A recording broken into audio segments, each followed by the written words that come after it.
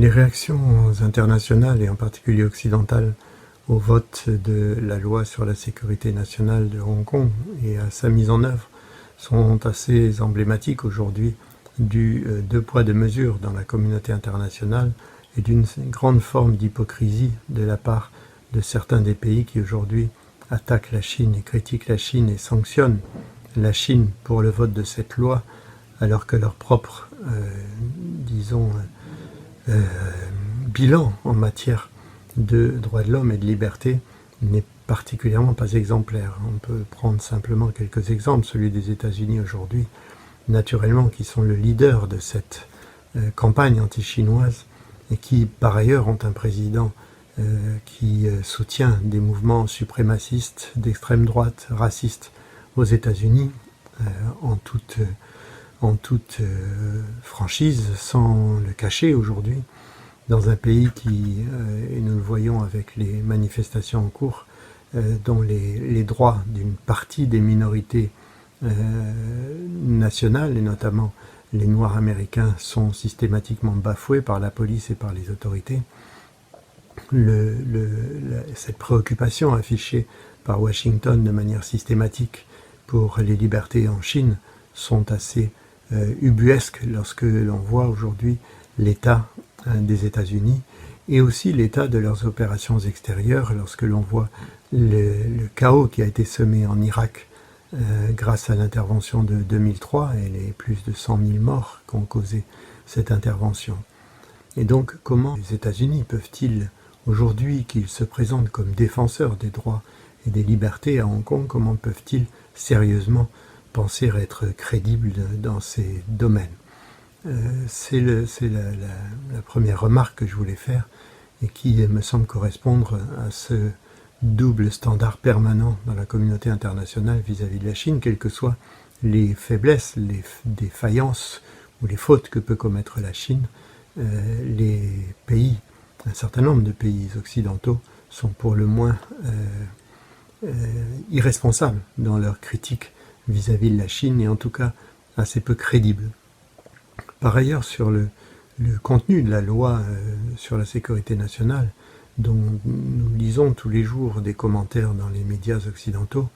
nous oublions toujours, les médias oublient toujours de rappeler que s'il s'agit bien de deux systèmes, il s'agit aussi d'un pays, la formule étant un pays de système,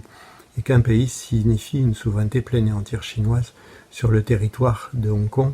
en particulier en matière de sécurité nationale, dès lors qu'il s'agit de la sécurité des biens et des personnes, à la fois sur le territoire, mais aussi en Chine populaire, sur la Chine continentale. Et donc, cette absence souvent de mention de la notion d'un pays tend à fausser naturellement l'analyse qui est faite de cette loi sur la sécurité nationale. Si nous prenons par exemple ces questions qui sont soulevées comme étant des violations des droits des Hongkongais sur les revendications de l'indépendance, sur la revendication de la liberté totale d'expression, on oublie souvent que, par exemple, en Allemagne, il y a un article du Code pénal qui précise que la volonté d'atteindre à l'unité de la nation allemande de l'Allemagne fédérale est un crime de haute trahison, et donc toute déclaration d'indépendance ou de volonté d'indépendance serait un crime au sens pénal du terme, en Allemagne, en France également, et tout ce qui relève des ingérences étrangères sont condamnés pénalement, à la fois dans les textes français et dans les textes allemands, pour ne prendre que ces deux pays. Le fait également d'entreprendre des actions subversives,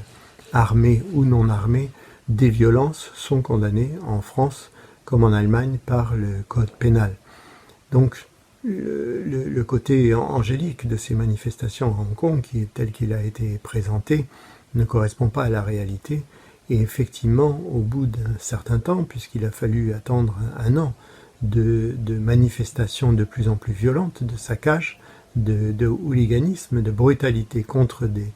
individus venant de la part des manifestants, devait au bout d'un moment conduire à être sanctionné par la loi et dans la mesure où le territoire de Hong Kong n'en avait pas les moyens,